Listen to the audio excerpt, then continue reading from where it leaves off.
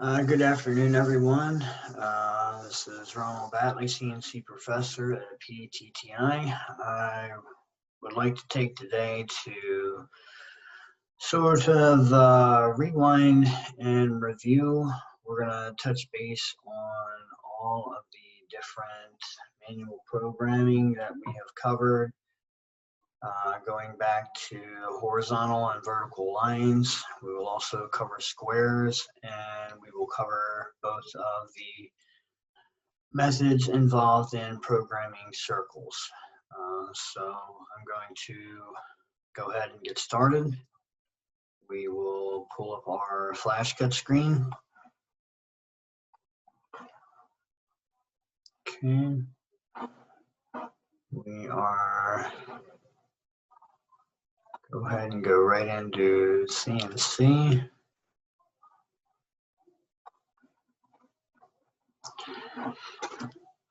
Okay, for the sake of this demonstration, we're going to imagine that we have our material centered, and our objective for this particular project is to create an 8-inch horizontal cut. Think of it as if we were truing a piece of material. And remember, horizontal and vertical cuts, these are one of the few instances where we can actually cut on top of the axis. So let's go ahead and dive right into it. We pull up our CNC screen. We're going to make sure we have our dry run checked, which we do. If we were in the shop, we'd make sure that our power source is connected. We're going to go to the bottom of the screen and hit our little pencil. And we're going to begin our programming. First line, as with any G code, is going to be G20, which is two things. It's the start of a project and also signifies that we are using inches as our unit of measure. Line number 2, M106, H plasma 1.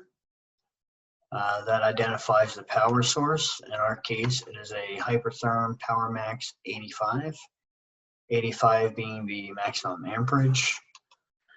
Line number 3, hashtag fabhead dot mode equals cut. And this just signifies that we are in fabrication cut mode. It happens to be the only cut we have with our CNC plasma cutter. Okay, as in every other G code, in line 4, we are going to identify the home position. So it's going to be G00, X0, Y0. And again, that's the home position or point of origin. Now, since we are making a horizontal cut, our home position also happens to be our start position. One of the few times that happens. So in line 5, we're going to move right into G603, which is the start of the shape and allowing for manual torch control. Immediately following a G603, we always know the very next code is to turn the torch on, which is going to be M50. M50 turns the torch on. Okay. Now that we're at our 00, our torch is on, we need to tell the torch where to go. And again, the objective was to cut an 8-inch horizontal cut. Now, in this particular instance, since we are going to true a piece of material, instead of being right on the edge of the material, we're going to be slightly off to the left. We're going to do so to make sure that the torch actually makes contact once it hits the material, and we'll make the measurement 8.5 inches. That way we ensure we cut through the material in its entirety. So the code for this cut would be G01, which is linear movement with the torch on. X is going to be 8.5. We're not making any vertical adjustments, so our Y is going to stay at 0. We have to select a speed. We'll use 35. And just say we're cutting 5/16 steel. Okay. And that is the only cut command line that we need to put in. So now that our cuts are complete, we would turn the torch off. With M51, that's the code to turn the torch off. We would raise the torch, G00, rapid linear movement, torch off, Z 0.5. That's going to raise the torch up 1/2 inch. And the last line of our code is to return to the home position or point of origin, which is line 4. We have G00, X0, Y0. So if we go ahead and save this, and we will label this as H cut review, today's date, save it. Yes, we will override it. We're going to close. And now we're going to hit play. What should happen is the yellow ball should travel across the x-axis 8.5 inches and then return back to the home position. So let's ensure that's what actually happens. And it looks like everything is going to be good. So this code was definitely a success. Now, while we're on the subject, we'll go ahead and cover horizontal cuts. Vertical cuts. Very similar horizontal cuts. Let's say, for example, we need to make a 12-inch vertical cut. Now, everything would pretty much stay the same with the exception of line 7. Instead of our X having incremental movement, our X would stay at 0.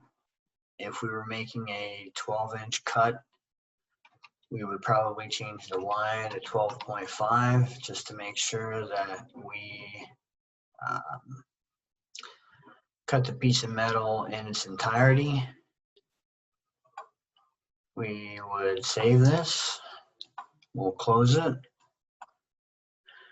And now what should happen is the yellow ball, which represents our torch head, should travel straight up vertically to 12.5 inches and then return back to our home position or point of origin.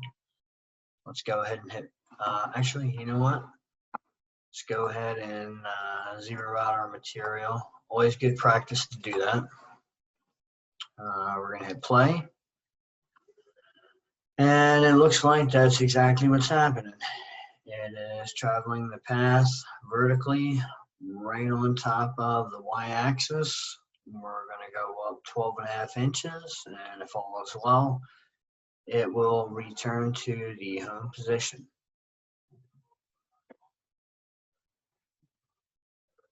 Boom. Okay, everything went well.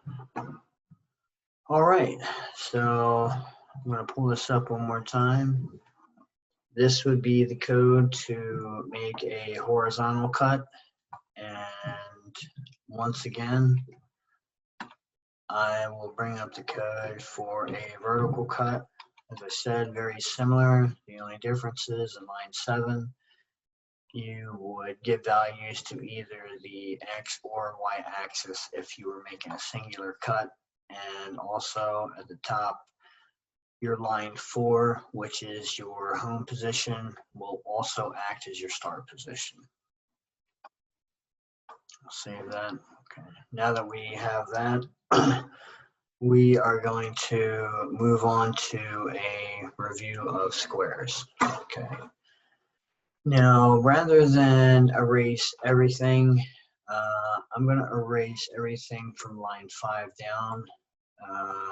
As you know, in every G code that we write, our first 4 lines of code are always always going to be the same. G20, which is the start of a project, and that we're using inches. M106 H plasma 1, that identifies the power source. That's our power max 85. Hashtag fabhead.mode equals cut. That's just signifying that we are in fabrication cut mode. And then we have our home position, which is X0, Y0. Okay. For this particular exercise, we're going to cut a 6x6 square, and we're going to start the cuts at X 0.5, Y 0.5. Why are we doing that? We want to move the material away from the axis so we don't run into any issues, we don't come in contact with any errors. So in line 5, we would need to add a start position, be G00, which is rapid linear movement, torch off, X 0.5, Y 0.5. Now, I'm just going to save this so you can see what happens. Okay, so we'll save as square cut review, today's date. We're going to override it. We're going to close it. Okay, so you can kind of see what happens. I mean, this is drastically enlarged because of the scale of what we have drawn so far. We're starting at the X0, Y0, and the torch is going to move to X 0.5, Y 0.5. This is going to be our start position for the square. So if we were to hit play, it's just going to move there. Okay, let's go ahead and refresh our code. We're going to zero everything out as if we had our material in position. Okay, and now we're going to put in the coordinates for our square. Okay, now that we have our G-code structure and our start position laid out, our next step would be to add our G603, which, as we know, is two things. It's the start of a shape, and it also allows for manual torch control. Every time we see a G603, we know immediately following this line, the torch should be on. Now, the code to turn the torch on is M50. Okay, so now we're at a point, we are at our start position, the torch is on, we need to tell the torch where to go. And keep in mind, this square is 6x6. Our start position is 0.5, 0.5. So as we're programming the lines in the square, we're going to need to add 6 to that 0.5 in each direction that we move to. I personally like to start in the vertical direction. So our first line is going to be G01, which is controlled linear movement with the torch on. Okay, our X is going to stay at 0.5 because we don't want any horizontal movement yet, and Y is going to move up to 6.5. Okay, we're going to save this.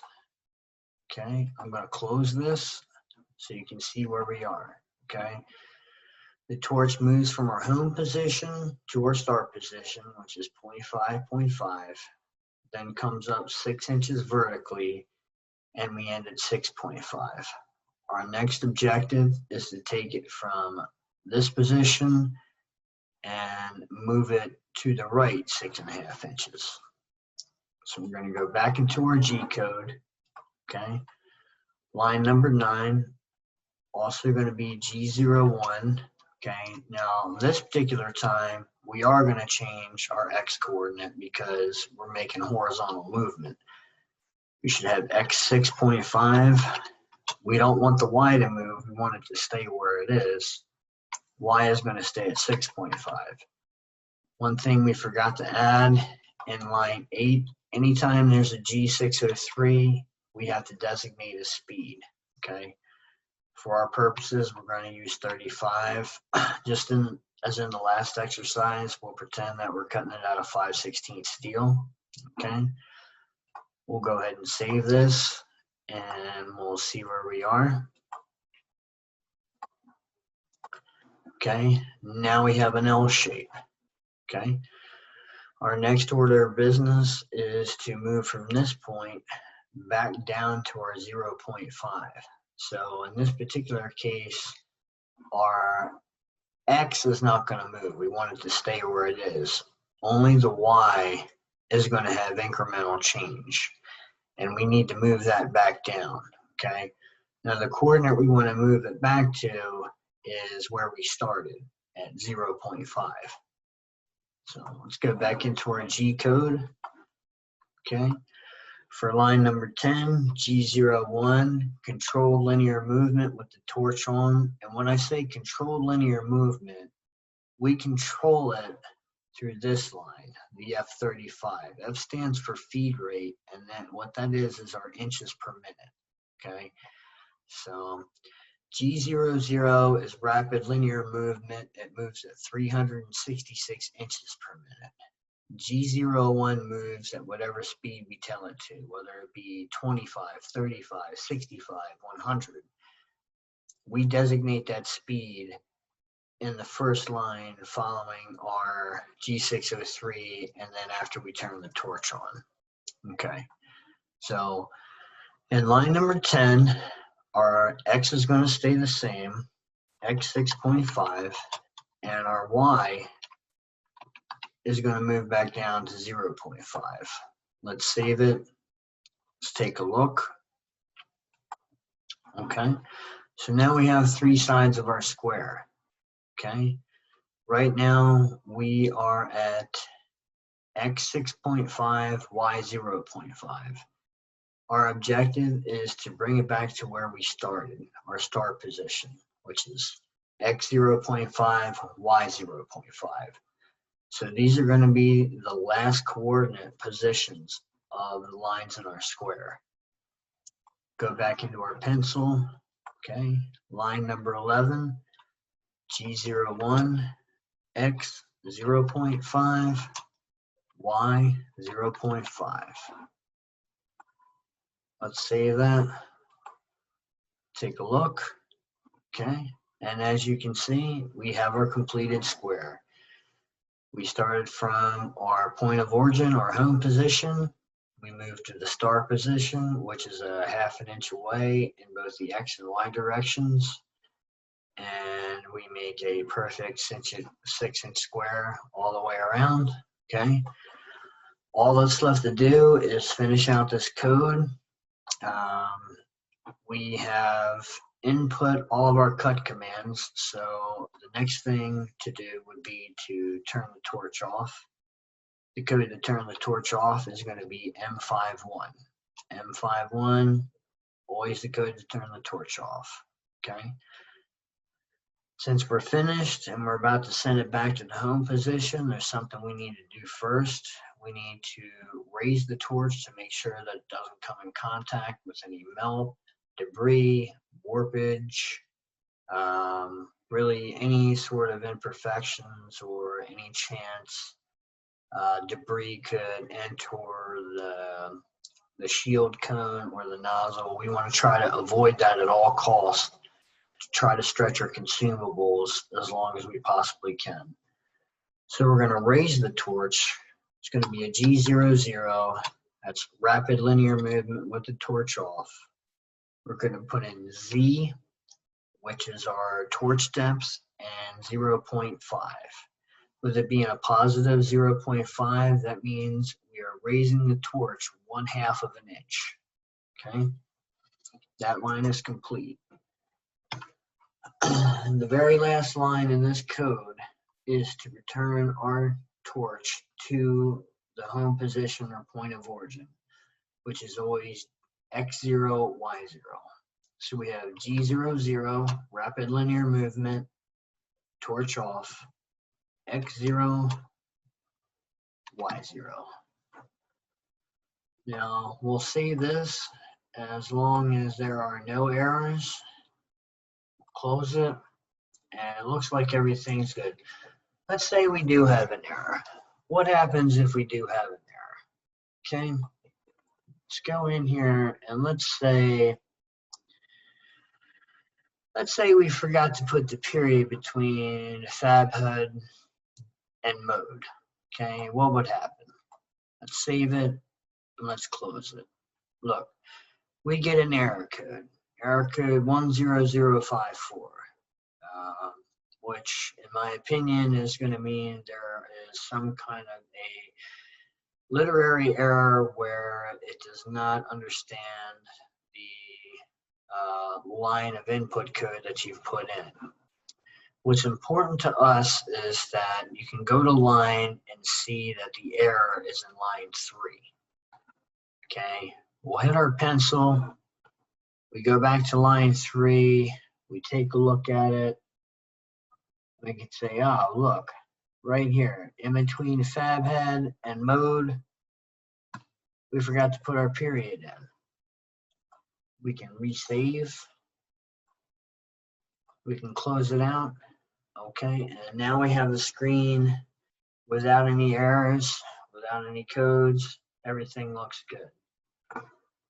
So let's theoretically position our material once we get our torch in the correct spot. Now, this is an instance where we would want to get the torch in the corner of the material or right on the edge. We're going to zero everything out.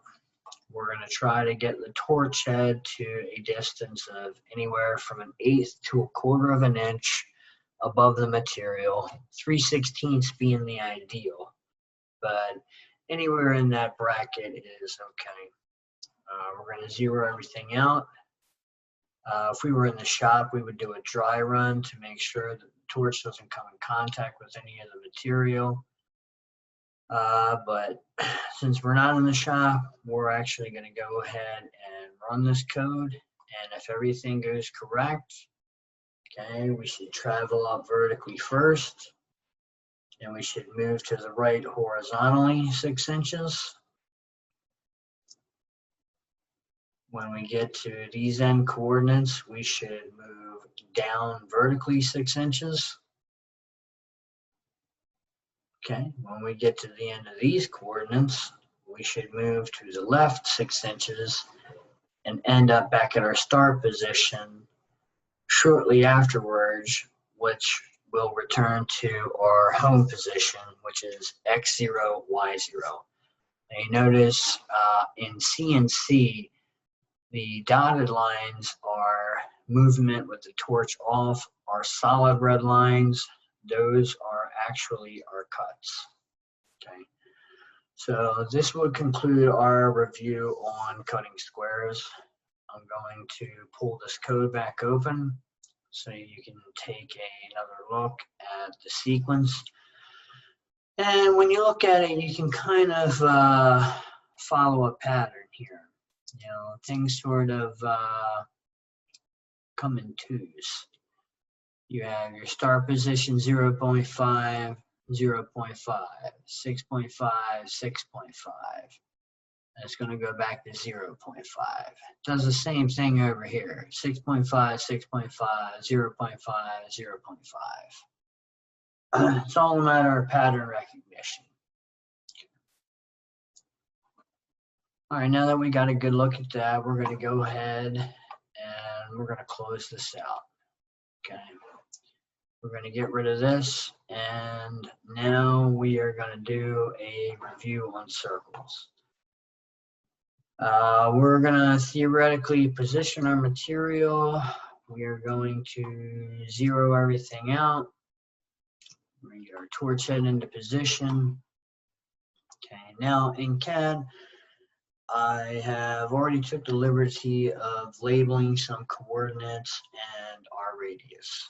Okay, as you know, there are 2 different ways that we can program circles.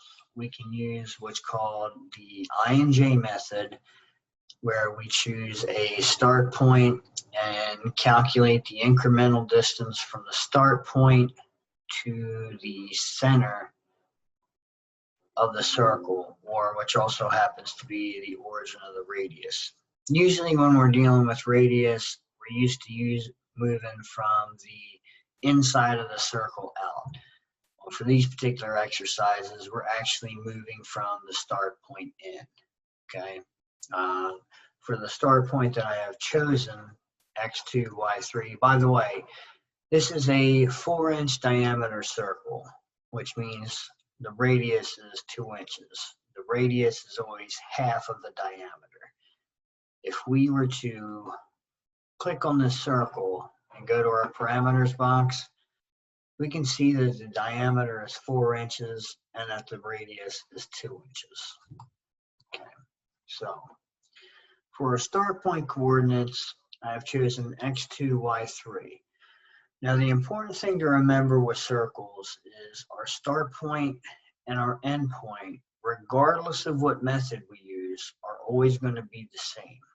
If we use the Inj method, this is the only set of coordinates we're going to need, okay? And if we use the Inj method, we are moving from left to right, which is a positive horizontal direction, okay? Just like on the machine, if we had the x-axis and we moved it to the right, that is a positive adjustment, okay? In this case, we are making a positive adjustment of 2 inches. Therefore, we would have an I value of +2, okay? From our start point, we're not making any vertical incremental distance. We're not moving vertically to get to the center of the circle. We would do that down here, but we're not down here. So as far as J, which is our vertical, is concerned, our J is going to remain at 0. So if this were I and J, the coordinates we would need, x2, y3, I2, J0, okay?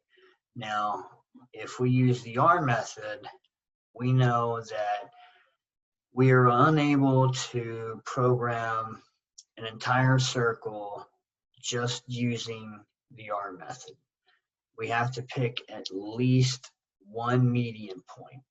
So what I've chosen to do is to program this in 2 180-degree arcs, okay? We have our start point of x2, y3. Then we have our median point, which is x6, y3. And then we would come back around to our start point, which is x2, y3. I'm going to take you through both methods, and we'll be able to come back to CAD as a reference point. Okay, so let's go ahead into CNC. We'll pull up our pencil. Okay, we start our codes just like any other. First 4 lines, always the same. In fact, the assignment that I've given you guys today, this is what I want from you guys. I want you guys to identify the first 4 lines of every G code. I want to see that you understand every first 4 lines of every G code we deal with are exactly the same. Okay, so our first line, G20, which is the start of a project and also signifies we are using inches as our unit of measure. As a side note, if we were using the metric system, we would use G10. Okay, line number 2, M106, H plasma 1. That identifies our power source, which is our Power Max 85. Line number 3, hashtag favhead.mode equals cut. That just identifies or signifies that we are in fabrication cut mode. It's the only mode that we have on the CNC plasma cutter. And as you all know, line number 4, we are going to identify our home position, okay, which is G00, X0, Y0. Take a good look at these first 4 lines. These first 4 lines are always the same. Okay, now we have to input the start point of our circle. Okay, we can save this and we will call this circle cut review and today's date. Save it. Yes, I want to replace it. We'll close it. We're looking at it, not a whole lot's happened because all we've done is identify the point of origin, our home position. X0, Y0. Okay, so let's go back to our CAD drawing so we can identify our start position. Okay, looks like it's going to be X2, Y3. That's what we need. X2, Y3. Go back into CNC. We'll hit our pencil. Okay. As for line 5, we're going to enter our start position. G00, which is rapid linear movement torch off. X2, Y3. Okay. Now we have our start position. We're able to put in our G603, which is the start of a shape and allows for manual torch control. And remember, anytime we see G603, we know the very next line is to turn the torch on. And of course, the mechanical code to turn the torch on, M50. Okay, so we're going to go ahead and save this. Just want to show you guys where we are. Okay, doesn't look like much, but we have moved from our point of origin to our start point, which is X2, Y3. Okay, go back into CAD. This is where we are, X2, Y3. We're going to run through the Inj method first. Okay, and as I said, we're moving from right to left. That's a positive adjustment. Okay, we're moving horizontally. That's an I adjustment. The radius is 2 inches. So we have a horizontal positive adjustment of 2 inches. Our I value is going to be 2. We're not doing anything vertical, so our J is going to be 0. Go back into CNC. We'll hit our pencil. Okay. We're going to move in a clockwise direction, which is G02. G02 is controlled clockwise arc direction. If we use G03, it would be controlled counterclockwise arc direction. Controlled because we're going to label a speed in this line.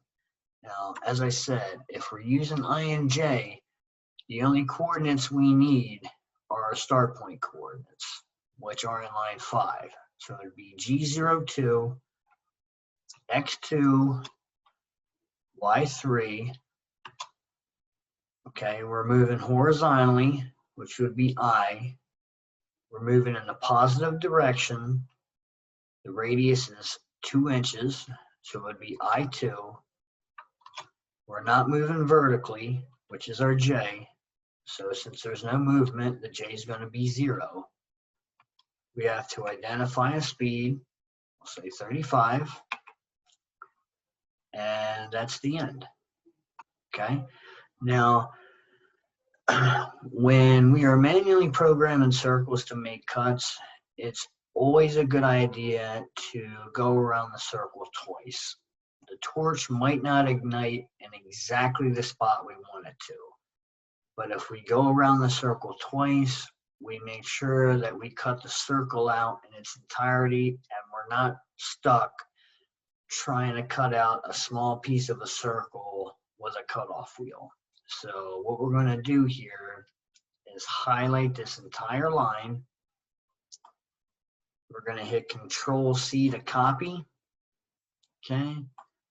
We're going to go down to the next line. We're going to hit Control V to paste. Now, this extra F35, you can leave it in here. It's not going to hurt anything. I usually just take it out because it's not necessary. Okay. All right. I'm going to save this so you can see where we are. We're going to close it. Okay. If you look at this, okay, we have our start point of x2, y3. Okay. And on the other side, we have x6, y3. Let's go back to our CAD drawing. Okay. We have x2, y3. And the other side, we have x6, y3. So just through those few lines, we were able to program this entire circle, and it's exactly what we want. So let's go back in. Okay, now that our cook commands are finished, we need to enter the code to turn the torch off. That's going to be M51. Always M51 to turn the torch off. Okay. One thing we need to do prior to returning to the home position is to raise the torch to avoid that melt, debris, dust, whatever. And we want to keep the nozzle and shield cone as clean as possible so that we can stretch our consumables to their maximum lifespan. In order to do that, we need to raise the torch a ½ inch. It's going to be G00, which is rapid linear movement, torch off. Z, which is the axis that controls our torch depth, 0.5, and that's positive. That raises the torch 1/2 of an inch. Okay. And lastly, we're going to return our torch to the home position, G00, X0, Y0. Same commands as in line 4. Okay, we're going to go ahead and save this. We're going to close it. Now, what should happen, the yellow ball should travel from our home position, which is X0, Y0, to our start position, which is X2, Y3. It should move around the circle twice, end at X2, Y3, and then return to the home position. Keep in mind the dotted lines are our G00 movements. That's movements with the torch off. Our solid red lines, that's actually what's going to get cut. So just for good practice, let's go ahead and zero everything out. We're going to imagine the torch is positioned where we want it to be. The torch is anywhere from 1/8 to 1/4 of an inch above the material. As I said, ideally 3/16 is perfect. We're going to zero everything out. We were in the shop, we do a dry run. Since we're not, we're going to go ahead and hit play and see how this plays out. Okay, so we're moving in a clockwise direction, exactly as we have it programmed.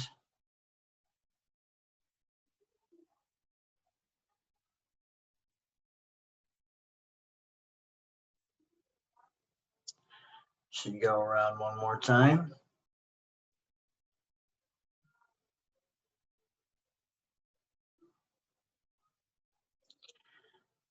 It should stop at the same place where we started, X2, Y3. It will end, the torch will shut off, then we'll move back to our home position. Exactly what happened. Just want to show you guys something real quick. When we're programming whole circles, it doesn't matter if you use clockwise or counterclockwise rotation. Okay, we're going to change these G02s to G03s. We're going to save this. I'm going to close it. We get the exact same circle. I'm going to refresh the code. I'm going to zero everything else out. Okay. Now the only difference is the ball is going to move in this direction instead of this direction. And let's see if I'm correct. And I am correct. The only time that G02 or G03 really matters is when we're working with arcs that are not full circles. There'll be times when you're following a pattern or you're beveling the edges of a square and you're going around in a certain order. In those particular instances, it may matter which direction you're moving, whether it be clockwise or counterclockwise. Now, we actually haven't experienced that as of yet, but we will be getting to that soon. Okay? Okay.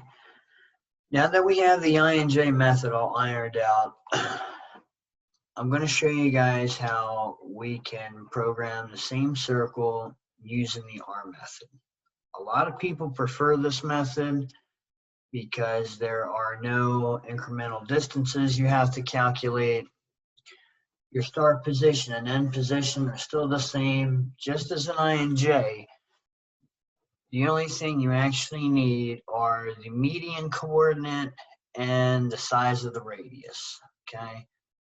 First 4 lines we're going to leave alone.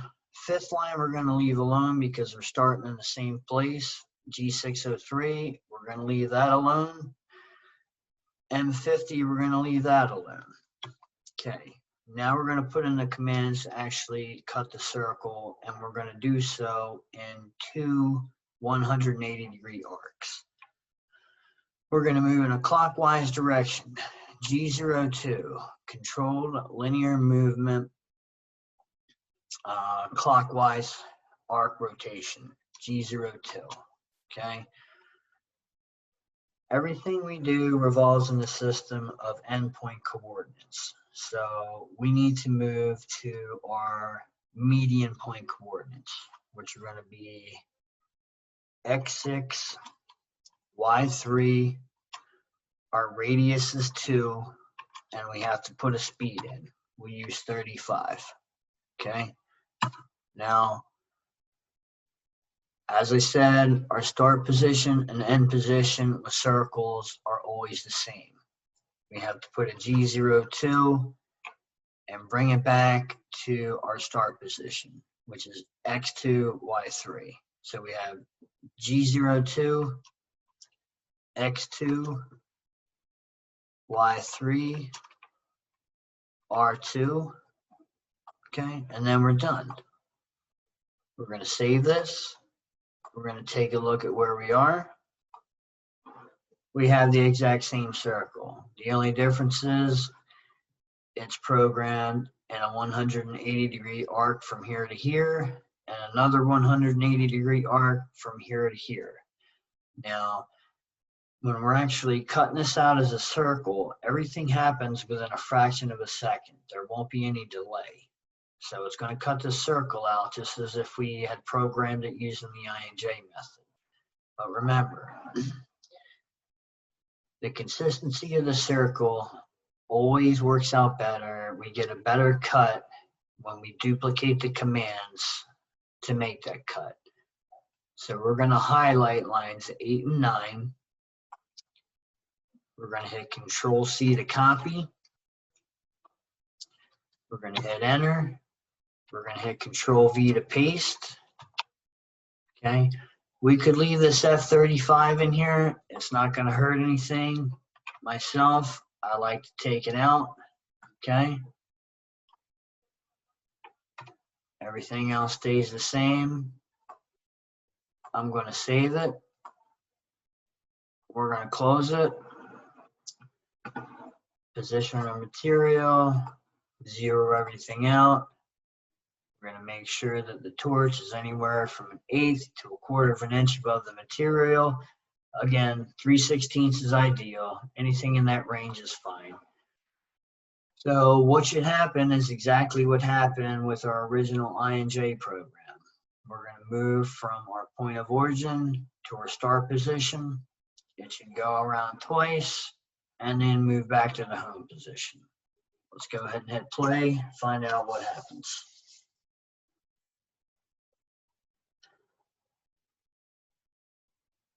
You notice as it's going to go around, there's going to be no delay between the arcs. It's fluid. It just moves right from one arc into the next. Everything happens within a fraction of a second. Those rules that I explained to you As far as the G602, I'm sorry, the G02 or the G03, doesn't really matter if you're programming entire circles. The same thing will apply if you are programming a circle using arcs. We can actually go back into this code. We can find all the G02s. Really quick way to do that is to go to Edit, go to Replace.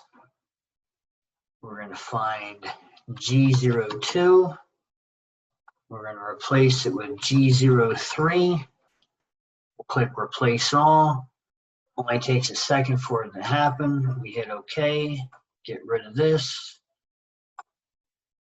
We're going to save it. We're going to close this. Now we have the exact same circle as we started with.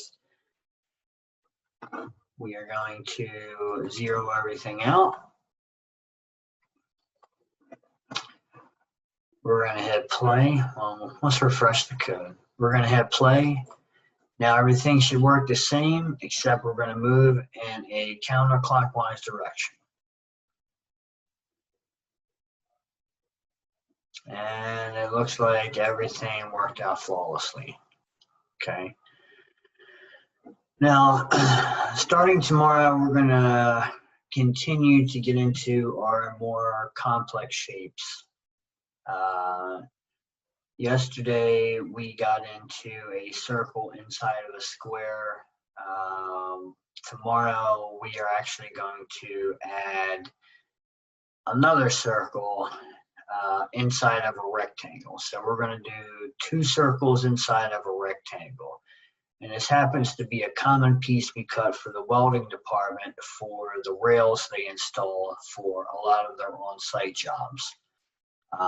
It's something we get orders for all the time, and I think it would be really important for you guys to understand how to program this particular part. From there, we'll move on to a square with 4 holes, and from that point, we're actually going to move into pipe flanges. There's been some talk about us making pipe flanges for the pipe and sprinkler fitting department. Personally, I think that would be a great idea. I think the more parts we make in-house, the better. It also gives us opportunities for capstone projects and also interdepartmental cooperation. So I am going to end this video here. We have covered all of the basics. We reviewed horizontal, vertical line squares, and both methods of cutting circles. If you guys have any questions in relation to any of this, please do not hesitate to hit me up on Zoom or send me an email or a text message. I'm always available to answer questions. I want to make sure that we're all on the same page before we continue to move forward. And as I said, I hope you find this video both, entertaining and informative. Please do not hesitate to ask me any questions. There are no wrong questions, okay? Enjoy the video, and I look forward to seeing you guys tomorrow.